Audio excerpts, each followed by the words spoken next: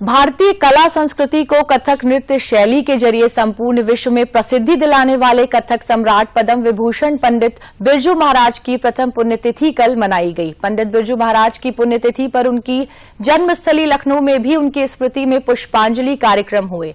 साथ ही पंडित बिरजू महाराज को घुंघरुओं से भी श्रद्धांजलि अर्पित की गई।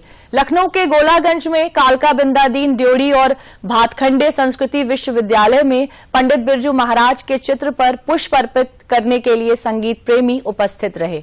भातखंडे संस्कृति विश्वविद्यालय के छात्र छात्राओं ने पंडित बिरजू महाराज की बंदिशों पर कथक प्रस्तुति दी। वहीं कालका बिंदादीन ड्योढ़ी पर हुए आयोजन में पंडित शंभू महाराज के पुत्र और पंडित बिरजू महाराज के भाई पंडित राम मोहन मिश्र ने कहा कि महाराज जी की इच्छानुसार वह ड्योढ़ी पर कथक प्रशिक्षण शुरू करना चाहते हैं। वह राज्य सरकार से इस दिशा में सहयोग की अपेक्षा करते हैं। पंडित बिरजू महाराज का जन्म लखनऊ की इसी कालका बिंदादीन ड्योढ़ी पर हुआ था। 1856 की यह ड्योढ़ी उत्तर प्रदेश के सांस्कृतिक निदेशालय के अंतर्गत कथक म्यूजियम के रूप में विद्यमान है। पंडित बिरजू महाराज के पूर्वज ठाकुर प्रसाद, दुर्गा प्रसाद और मान सिंह कथक कला में निपुण थे। अवध के नवाब अमजद अली शाह ने इनकी कला से प्रभावित होकर ये ड्योढ़ी उनके निवास स्थान के रूप में दी थी।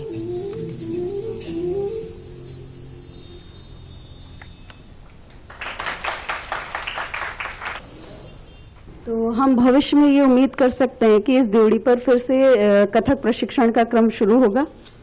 मैं तो उम्मीद यही करता हूं और मैं आया भी बड़ी उम्मीदें लेके हूं और मैं रिक्वेस्ट करूंगा यहाँ के जो हमारे उच्च अधिकारी लोग हैं उनसे मैं मिलूंगा, उनसे रिक्वेस्ट करूंगा कि मुझे परमिशन दी जाए यहाँ के लिए, ताकि मैं अपनी क्लासेस और अपना खुद का रियाज भी मैं यहाँ शुरू कर सकूं, ताकि इस ड्योढ़ी पे जो सदियों से चला आया है घुंघरू, तबला, नृत्य, संगीत, गायन, बैठक, ये सब शुरू।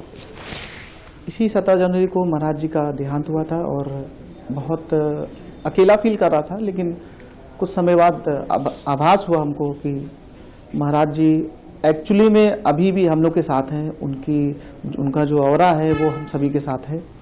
और ड्योढ़ी का उनके बाबा, उनके चाचा सभी यहाँ पे उन्होंने रियाज किया है। इस पवित्र जमीन को एक एनर्जी प्रदान की है।